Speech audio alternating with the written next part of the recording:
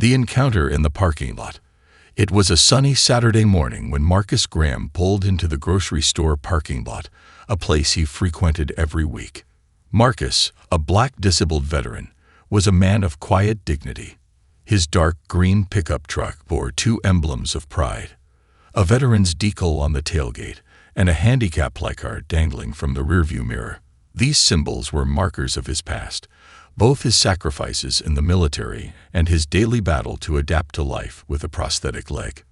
Marcus had spent years rebuilding himself after a roadside explosion overseas took his right leg. The trauma, both physical and emotional, had left scars, but it had also instilled in him a resilience few could fathom. He had learned to manage his pain, navigate a world built for able-bodied individuals, and find joy in the simple routines of daily life. Today's routine was a simple trip to the grocery store for bread, milk, and a few essentials. He parked his truck in a designated handicap spot close to the entrance, grateful for the convenience it provided. With the phantom pain in his leg acting up more than usual, every step counted. Carefully, Marcus opened his door, grabbed his cane, and swung his prosthetic leg out. As he maneuvered himself out of the truck, he felt the familiar weight of stares. It wasn't uncommon. People often watched him with curiosity or pity. But today's stares carried something more sinister. Just a few feet away, a group of four well-dressed individuals stood near their luxury SUV, iced coffees in hand. Their laughter quieted as they focused on Marcus. He could feel their judgment, sharp and unspoken, until one of them, the tallest of the group, a man in sunglasses and a designer polo, decided to speak.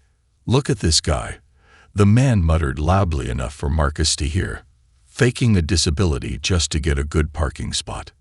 The words hit Marcus like a slap, but he kept his composure. Years of military training had taught him to endure far worse. Ignoring the group, he adjusted his cane and began walking toward the store. Behind him, the voices continued, dripping with disdain. "Bet he bought that handicap placard online," a woman in a sleek jacket sneered. Marcus gritted his teeth, forcing himself to focus on the pavement beneath his feet. He didn't owe these strangers an explanation. They couldn't see the prosthetic leg beneath his jeans, the military ID in his wallet, or the years of pain and perseverance that had brought him to this moment. As he entered the store, the cool air offered a brief reprieve. He tried to shake off the encounter, focusing instead on his shopping list: bread, milk, and his prescription for nerve pain. Simple tasks, but each one a small victory in his daily battle to reclaim normalcy. The calm before the storm. Inside the store, Marcus moved deliberately through the aisles, using his cane to steady himself. He exchanged polite smiles with other shoppers, many of whom knew him as a regular. The grocery store was one of the few places where he felt at ease, anonymous yet familiar. He picked up his items one by one, ending at the pharmacy counter to collect his prescription. "Good morning, Mr. Graham." The pharmacist greeted him warmly. "How's that leg feeling today?" "Same as always," Marcus replied with a wry smile. "But I'm managing." As he paid for his prescription, the earlier confrontation began to fade from his mind. He reminded himself that not everyone understood his situation, and it wasn't his job to educate them. His goal for the day was simple: get home, enjoy a cup of coffee, and watch his favorite nature documentary. But as he exited the store and approached his truck, his heart sank. The sight before him was like a punch to the gut. The vandalism. Marcus's truck, a source of independence and pride, was now a target of cruelty. The windshield was splattered with eggs, their yolks dripping down the glass in slimy streaks. The hood was smeared with what appeared to be ketchup, and one of the side mirrors dangled precariously, its casing cracked.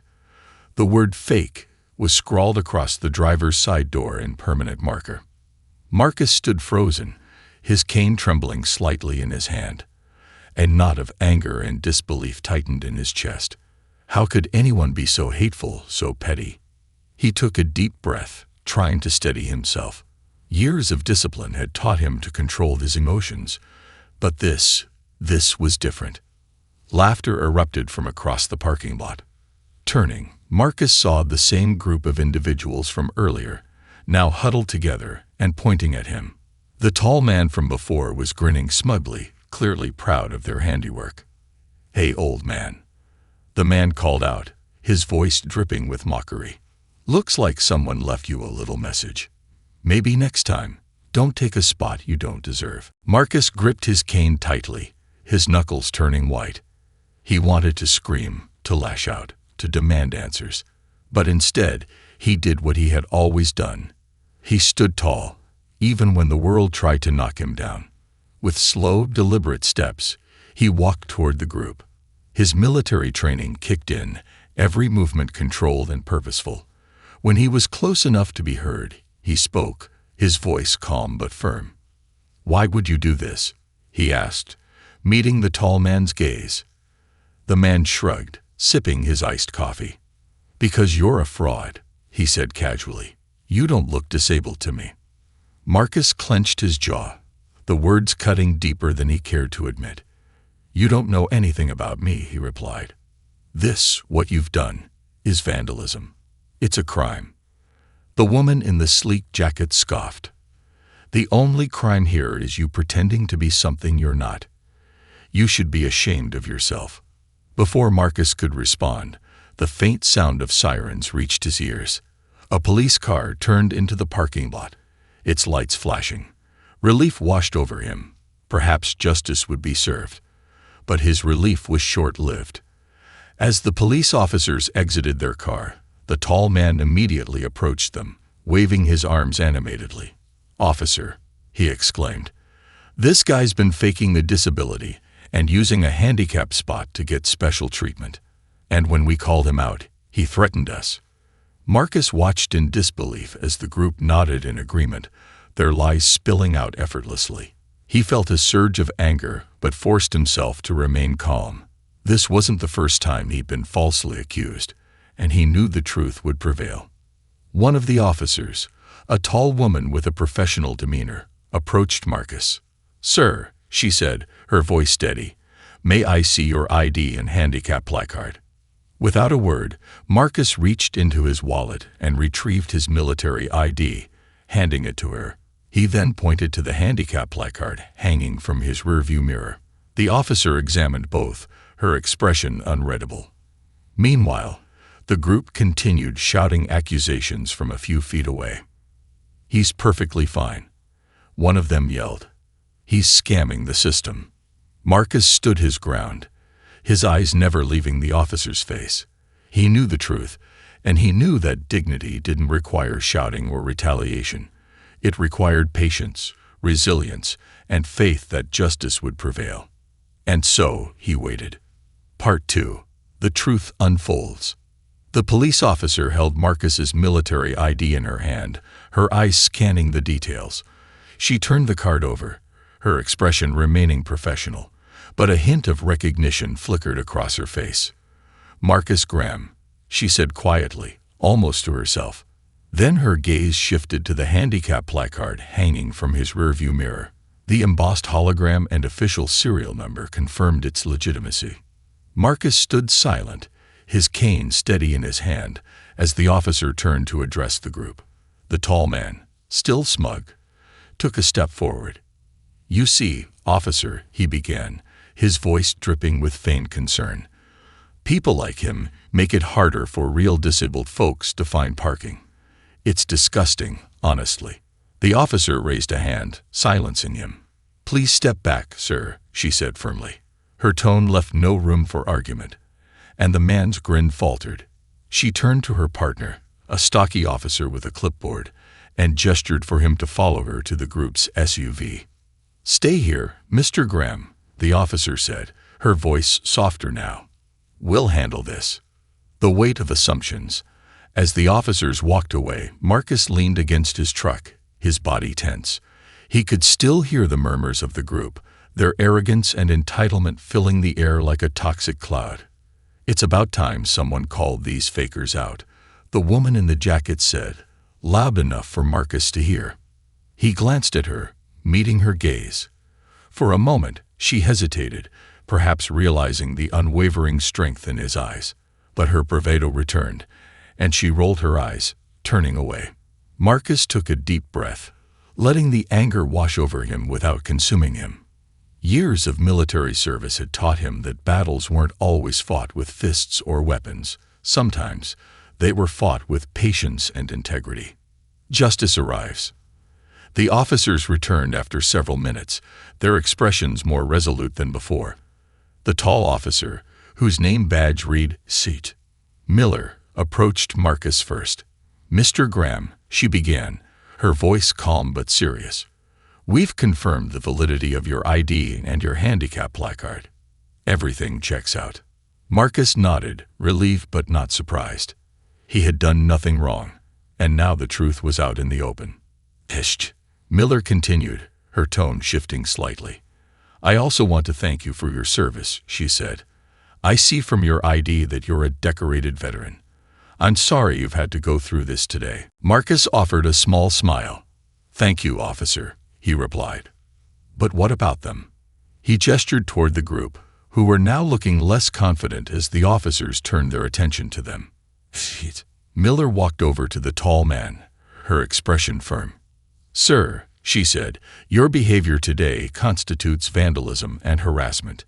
Defacing someone's property is a crime, and falsely accusing someone of wrongdoing isn't taken lightly either." The man's face turned red. "What are you talking about? We were just standing up for what's right." "No, Eschit," Miller said sharply. "What you did was target an innocent man based on assumptions and prejudice. You vandalized his vehicle, humiliated him in public, and wasted our time with false claims." The group's confidence crumbled. The woman in the jacket stammered, "We didn't mean any harm." "Save it, Eschit," Miller interrupted. "We've got security footage from the store that corroborates Mr. Graham's account, and we're filing a report. You'll be hearing from us soon." A community steps in. As the officers escorted the group to their SUV for further questioning, a small crowd began to gather around Marcus's truck. Some had been watching from afar, while others had seen the commotion unfold from inside the store. Among them was an older woman carrying a bag of groceries. She approached Marcus cautiously, her eyes filled with concern. "Are you all right, sir?" she asked gently. Marcus nodded. "I'm fine, thank you," he said, just a little shaken. The woman glanced at his truck, her expression softening. "I'm so sorry this happened to you. People can be so cruel." Before Marcus could respond, another voice chimed in. "We saw everything." A younger man said, stepping forward, "Those people had no right to treat you that way." Others nodded in agreement, their collective support a stark contrast to the hostility Marcus had faced earlier. A store employee emerged with a bucket of soapy water and a rag. "Let me help you clean this up," he said, already getting to work on the egg-streaked windshield. For the first time that day, Marcus felt the weight on his shoulders begin to lift. The kindness of strangers reminded him that for every act of cruelty, there was an equal measure of compassion waiting to shine through. The power of perspective. As the crowd worked together to restore his truck, Marcus found himself reflecting on the day's events. The cruelty of a few individuals had tested his patience and dignity, but the support of the community had reaffirmed his belief in humanity's goodness. An elderly man with a veteran's cap approached, his gait slow but steady. "Semper Fi," he said, extending a hand.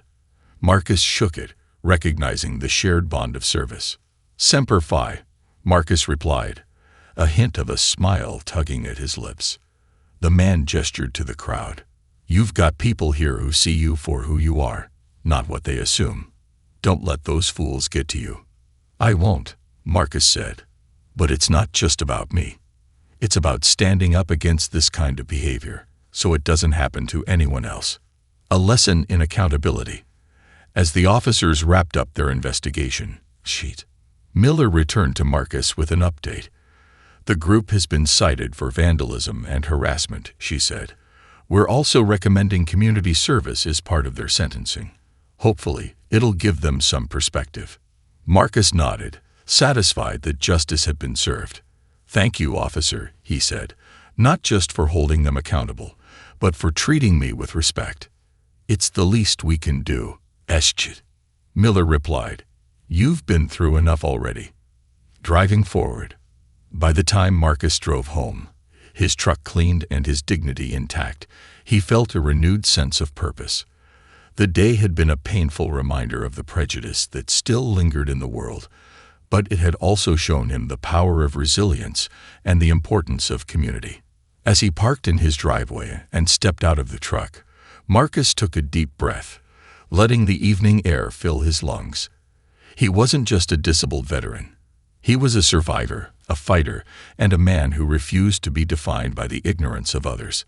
And as he walked into his home, cane in hand, he knew one thing for certain: no act of cruelty could ever diminish his strength.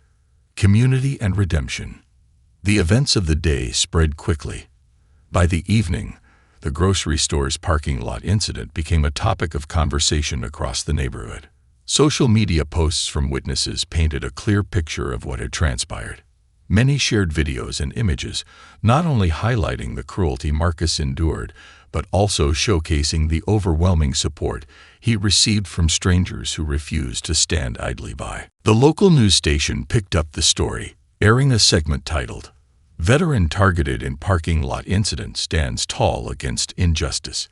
Interviews with witnesses and the store manager amplified Marcus's story, painting him as a symbol of resilience and grace under pressure. Marcus reflects on the day. That night, Marcus sat in his modest living room, the soft hum of a news anchor's voice filling the space. His phone buzzed with messages of support from neighbors, fellow veterans, and even strangers who had seen the news segment. It was overwhelming, but in the best way. He thought back to the moment he had returned to his truck, only to find it vandalized. The humiliation, anger, and frustration had felt unbearable at the time. But the kindness of strangers had reminded him that, for every person who chose hate, there were many more who chose compassion. As a veteran, Marcus was no stranger to adversity. He had faced challenges far greater than the cruelty of a few entitled individuals. And yet, this incident struck a nerve because it reflected a broader issue: the willingness of some to judge without understanding. He turned off the TV and looked at the small collection of medals on his shelf, a tangible reminder of his sacrifices. "I didn't fight for this country to be defeated by ignorance," he said quietly to himself. The store owner steps in. The next morning, Marcus received an unexpected call from the grocery store's manager, Mr. Pottle. The two had exchanged pleasantries during Marcus's many visits to the store, but this was the first time they had spoken at length. "Mr. Graham," Mr. Patel began, his tone apologetic, "I want to personally apologize for what happened yesterday. I've reviewed the security footage, and it's clear those individuals targeted you unjustly.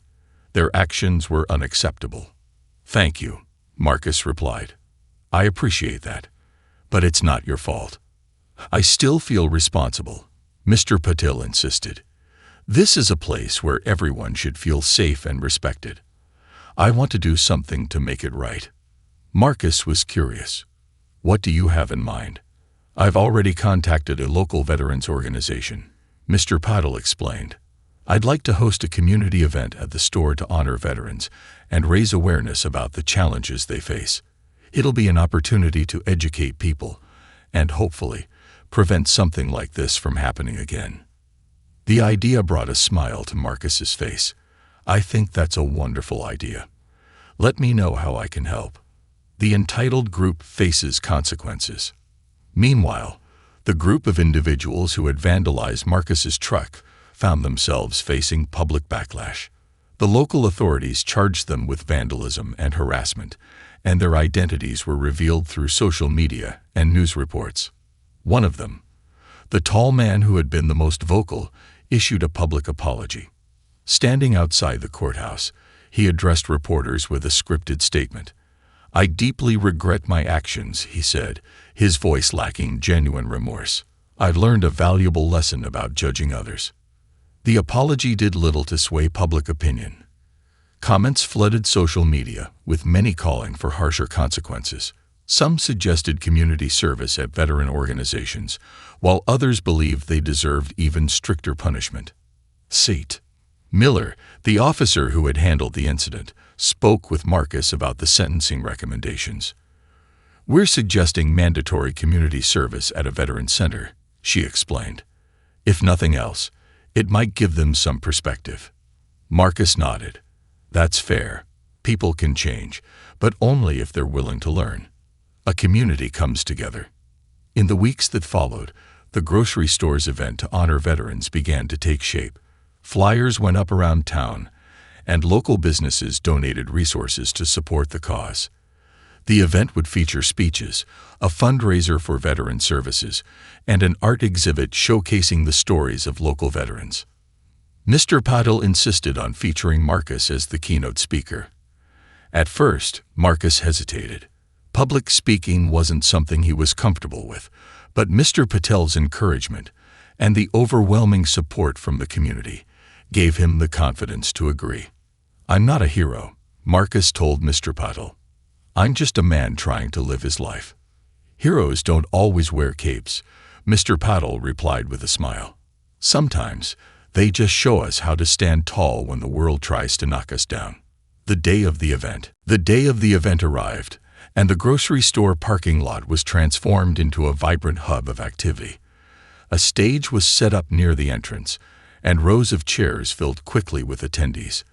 Veterans from all branches of the military mingled with civilians, sharing stories and experiences. Marcus stood backstage, his prosthetic lay hidden beneath tailored trousers, and his cane resting beside him. He adjusted the microphone on his label, feeling a mix of nerves and determination. This wasn't just about him. It was about every veteran who had faced judgment, every person who had been underestimated or dismissed. When his name was called, the crowd erupted into applause. Marcus stepped onto the stage, his cane clicking softly against the wooden platform. He paused for a moment, taking in the sea of faces before him. "Thank you," he began, his voice steady. "Thank you for being here today and for supporting our veterans. I stand before you not as a hero, but as a reminder of the resilience we all carry within us." He shared his story. The explosion that had taken his leg, the years of rehabilitation, and the daily challenges he faced. He spoke about the parking lot incident, not with bitterness, but with a focus on the lessons it had taught him. "Prejudice is born from ignorance," he said, "but ignorance can be overcome with education and empathy. It's up to all of us to create a world where no one is judged by appearances alone." The crowd rose to their feet, their applause echoing across the parking lot. For Marcus, it wasn't about the recognition. It was about the connections he had made and the impact his story could have. Moving forward, the event raised thousands of dollars for local veteran organizations and sparked conversations that would continue long after the tents were taken down. Marcus received countless messages from attendees, many sharing their own stories of adversity and resilience. As he drove home that evening, his truck now spotless and repaired, Marcus felt a sense of peace he hadn't felt in years. The events of the past weeks had been challenging, but they had also reaffirmed his belief in the power of community, compassion, and the quiet strength that comes from standing tall in the face of adversity. And though he hoped never to face such prejudice again, he knew that if he did, he would be ready. Because Marcus Graham was more than a survivor. He was a symbol of resilience, and his story would continue to inspire others for years to come. Part 4. From Resilience to Advocacy. The weeks following the grocery store event solidified Marcus Graham's role as not only a symbol of resilience, but also an advocate for change. His powerful speech had touched many lives, and the local community began to see him as a leader, someone who could bridge divides and foster understanding. An unexpected letter. One crisp autumn morning, Marcus received a letter in his mailbox. The envelope was plain, but the return address caught his attention. It was from the local courthouse. His initial reaction was one of apprehension. Had the incident escalated into something more? When he opened it, however, he found a heartfelt apology written by the tall man who had vandalized his truck. "Dear Mr. Graham," it began, I want to sincerely apologize for my actions that day. I judged you unfairly and caused you pain. Over the past few weeks, my community service at the Veterans Center has opened my eyes to the sacrifices you and others like you have made. I am ashamed of my behavior, and I hope you can forgive me." Marcus read the letter twice. It wasn't often that people owned up to their mistakes, let alone made an effort to learn from them.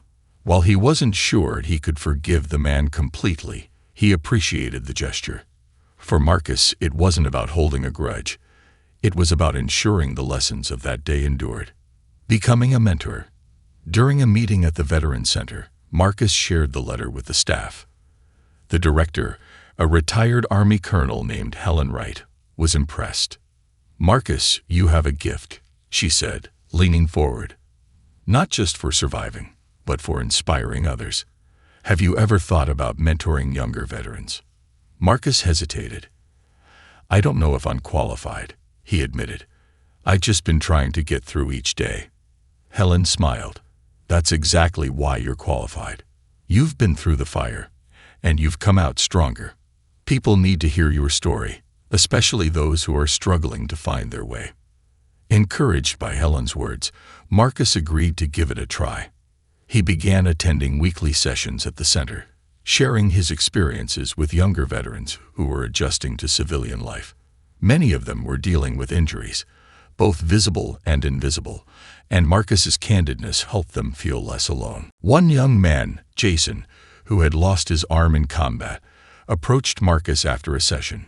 "Hearing you talk about the parking lot incident," Jason said, "it reminded me of all the times people have looked at me like I'm broken. But you don't let it define you. How do you do that?"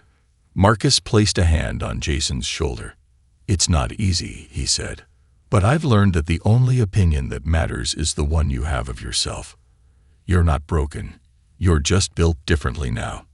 And that's okay." Spreading the message. Word of Marcus's mentorship spread beyond the Veterans Center. He was invited to speak at schools, community centers, and even corporate events. His story resonated with people from all walks of life, reminding them of the importance of kindness, resilience, and standing up against injustice. At one event, a high school student raised her hand during the Q&A session. "Mr. Graham," she asked, "what would you say to someone who feels like they can't get through their struggles?" Marcus thought for a moment before answering. "I'd tell them that it's okay to feel that way. We all have days when the weight of the world feels too heavy. But I'd also tell them to look for the people who can help lighten that load. Friends, family, mentors. And most importantly, I'd tell them to take it one step at a time. You don't have to climb the mountain in one day. Just focus on the next step."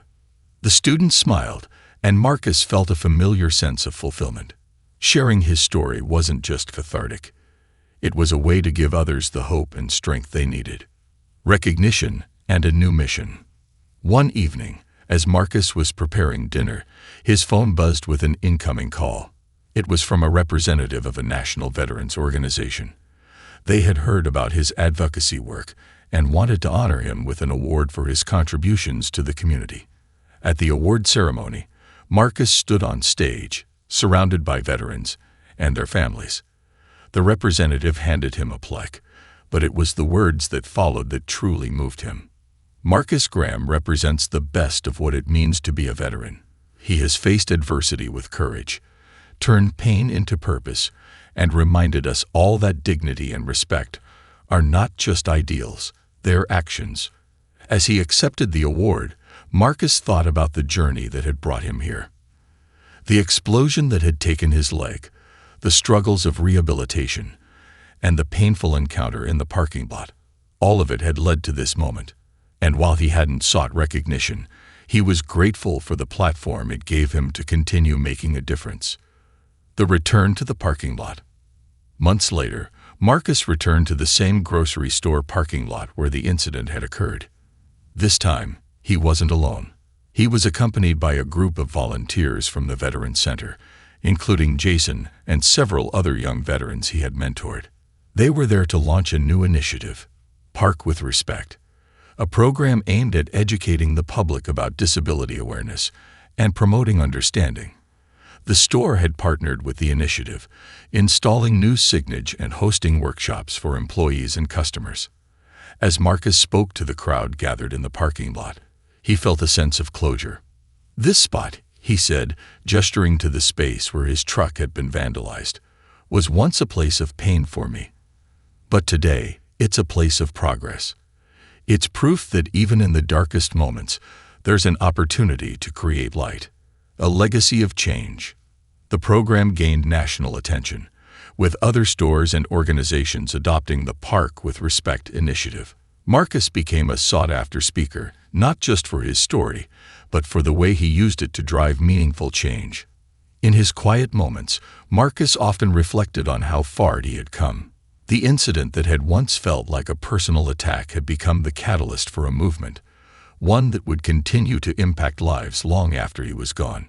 And as he sat in his living room, watching another news segment about the program's success, Marcus smiled. He had turned adversity into advocacy, pain into purpose, and injustice into a legacy of respect and understanding. And that, he thought, was a victory worth celebrating. Facing the past and leading forward. The sun shone brightly over the bustling Veterans Center, now transformed into a beacon of hope and progress thanks to Marcus Graham's growing advocacy. Marcus stood at the entrance, leaning slightly on his cane as he watched a new group of volunteers arrive for their orientation. Among them, to his surprise, was the tall man who had vandalized his truck months earlier. Dressed in casual clothes and looking uncharacteristically humble, the man approached Marcus hesitantly, his hands shoved deep into his pockets. "Mr. Graham," he said softly, his voice devoid of its former arrogance. I'm here for community service. They assigned me to help out at the center." Marcus studied him for a moment, his expression unreadable. "I see," he replied, his tone measured. "What made you choose this assignment?" The man shifted uncomfortably, avoiding Marcus's gaze. "I didn't exactly choose it. The court decided this was where I needed to be. But I've been thinking a lot about what I did to you. And I know I can't take it back, but I want to try to make it right." Marcus nodded slowly, his military training kicking in as he assessed the man's sincerity. He had seen countless faces like this during his service, men trying to reconcile their actions with their conscience. "Actions speak louder than words," Marcus said simply. "Let's see what you can do." The weight of accountability. The first task assigned to the man, whose name was Brandon, was to help clean and organize the center's storage room. The space was cluttered with supplies, old uniforms, and donated goods waiting to be sorted. Marcus didn't supervise him directly but kept a subtle eye on his progress.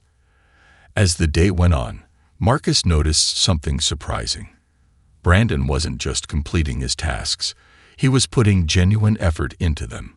He worked quietly, but diligently, taking the time to ask questions when he wasn't sure where something belonged. By lunchtime, the once chaotic storage room was almost unrecognizable. When Marcus approached him, Brandon straightened up, wiping sweat from his brow. "How'd I do?" he asked, a hint of nervousness in his voice. "You did well," Marcus replied. "But this is just the beginning. Cleaning a room is one thing. Changing your perspective is another." Brandon nodded, his expression thoughtful. "I want to understand," he said after a pause, "what it's like for people like you. What you've been through." The vulnerability in his voice caught Marcus off guard, but he saw it as an opportunity. "Join me in the next session," Marcus said. "It's a group discussion with younger veterans. Maybe you'll learn something." Bridging the divide. The session that afternoon was held in the center's main hall, where a circle of chairs had been arranged to encourage open dialogue. Marcus facilitated the discussion, guiding the participants as they shared their stories. Jason, the young veteran Marcus had mentored, spoke first, describing his struggle with PTSD and the judgment he faced when people couldn't see his wounds. "Sometimes it feels like people only believe you're hurting if they can see the scars," Jason said, his voice heavy with emotion. "But not all wounds are visible." Brandon listened intently, his usual bravado replaced by a quiet seriousness. When it was Marcus's turn to speak, he shared the story of the parking lot incident, not to shame Brandon, but to highlight the larger issue of assumptions and prejudice. "When you judged me that day," Marcus said, looking directly at Brandon, "you didn't just question my disability. You questioned my integrity, my service, and my worth as a person. But I chose not to retaliate because I knew that proving you wrong would be more powerful than stooping to your level." The room was silent as Brandon absorbed Marcus's words. Finally, he spoke. "I was wrong," he admitted, his voice shaky. "Not just about you, but about a lot of things. I'd spent my whole life thinking I could judge people based on how they look or act. But I see now how much damage that kind of thinking can do." The turning point.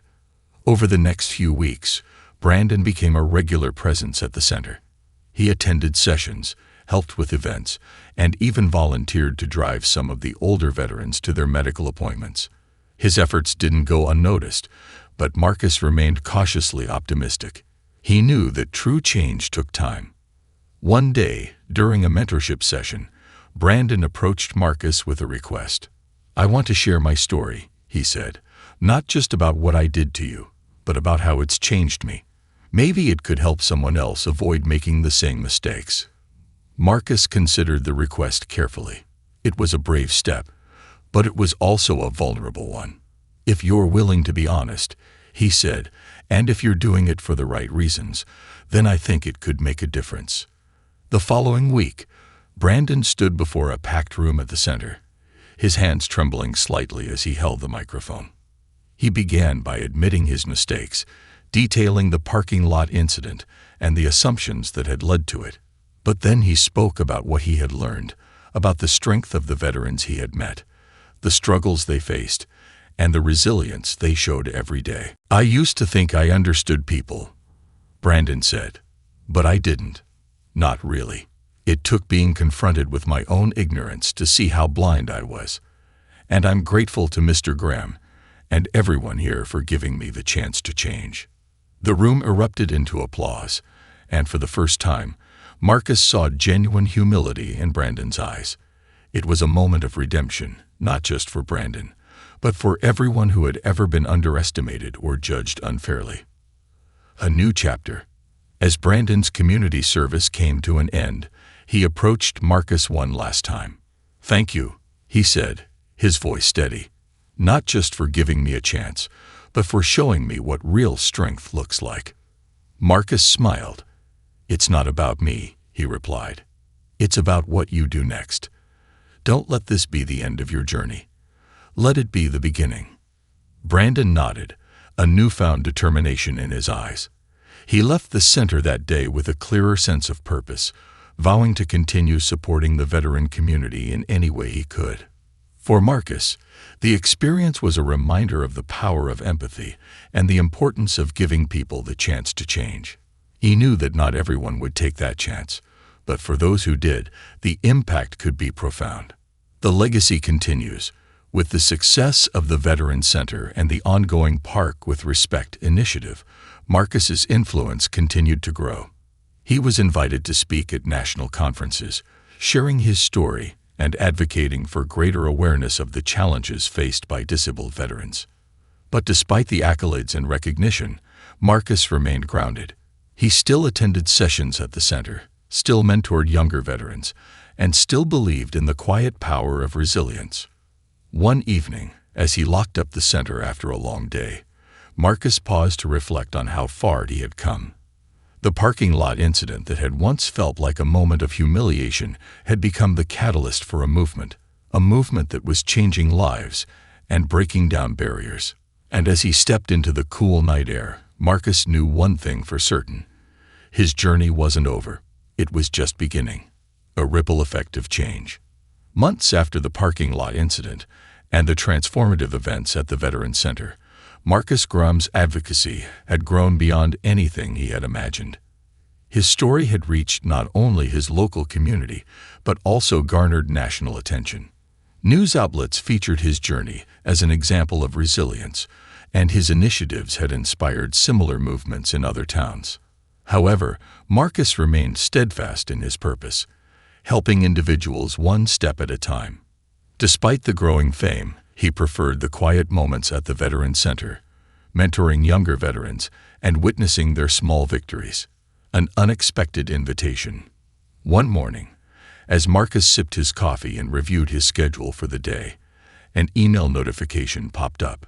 It was an invitation to speak at a national conference for veteran support initiatives in Washington, D.C. The event would feature leaders, policymakers, and advocates from across the country. Marcus hesitated. Public speaking still wasn't his strong suit, despite the many speeches he had given recently. But he also knew the power of sharing his story. After discussing it with Helen Wright, the Veteran Center director, he decided to accept. "You'll do great," Helen said with a smile. "Just be yourself. That's what inspires people." The Washington speech. The conference was held in a grand hall, filled with hundreds of attendees. Marcus felt the weight of their expectations as he took the stage. The lights were bright, and the podium felt imposing, but as he adjusted the microphone, he reminded himself why he was there. He began by recounting the parking lot incident, describing the pain of being judged and the humiliation of seeing his truck vandalized. But then he shifted to the lessons he had learned. "What I faced that day wasn't just about me," he said, his voice steady. "It was a reflection of something bigger, a lack of understanding, a failure to see people for who they truly are.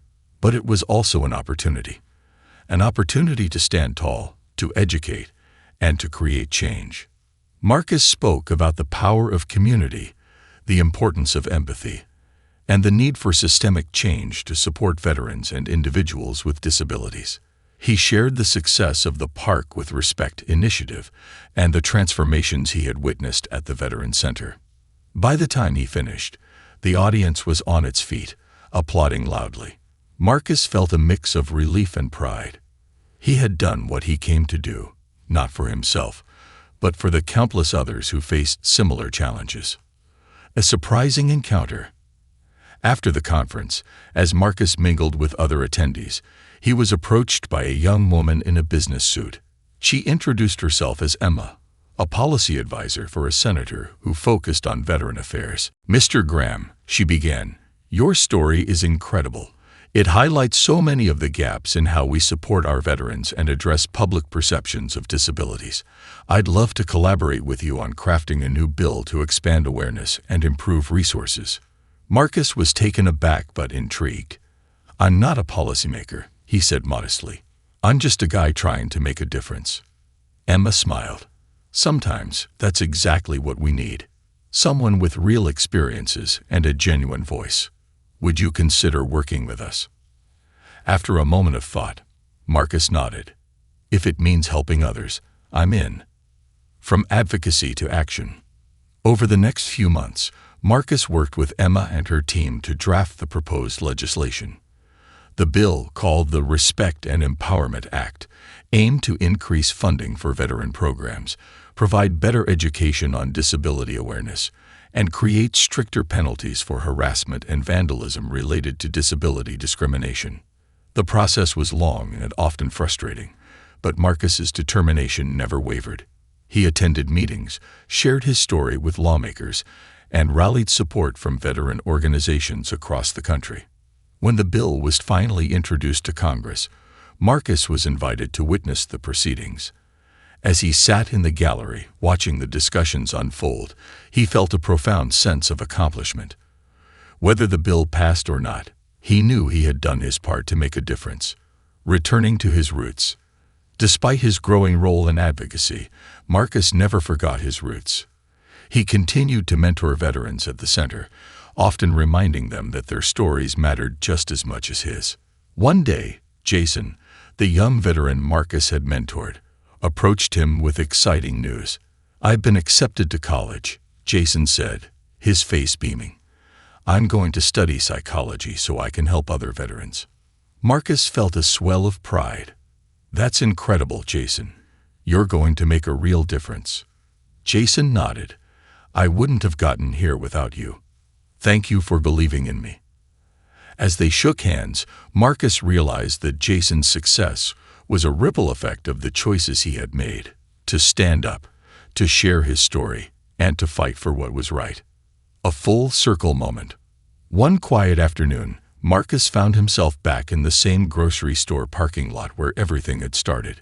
He parked his truck in a handicap spot, stepping out with his cane and taking a moment to look around. The lot was different now. New signs marked the handicap spots, reminding drivers to respect them. The store had added a dedicated parking attendant to ensure compliance. And most importantly, there was a sense of understanding that hadn't been there before. As Marcus walked toward the store, he heard a voice behind him. "Mr. Graham." Turning, he saw Brandon, the man who had once vandalized his truck. Brandon looked different now. He was dressed in casual clothes, carrying a bag of groceries, and his posture was more humble. "I just wanted to say hi," Brandon said awkwardly. "And thank you for everything." Marcus smiled. "It's good to see you, Brandon. How are things?" "Better," Brandon replied. "I've been volunteering at the Veterans Center regularly. It's changed my life." "You changed my life." Marcus nodded, his smile widening. "Keep doing the work. That's what matters." As they parted ways, Marcus felt a deep sense of fulfillment. The journey hadn't been easy, but it had been worth it. He had turned pain into purpose, adversity into advocacy, and one small act of resilience into a movement that continued to grow. A legacy of hope. As Marcus drove home, he thought about everything that had unfolded since that fateful day in the parking lot. The incident that had once felt like a moment of humiliation had become the catalyst for profound change, not just in his life, but in the lives of countless others. And as the sun set on the horizon, Marcus knew one thing for certain: his story wasn't just about him. It was about the power of standing tall, even in the face of injustice. It was about believing in the possibility of change. And it was about leaving the world a little better than he had found it. For Marcus Graham, that was a legacy worth fighting for.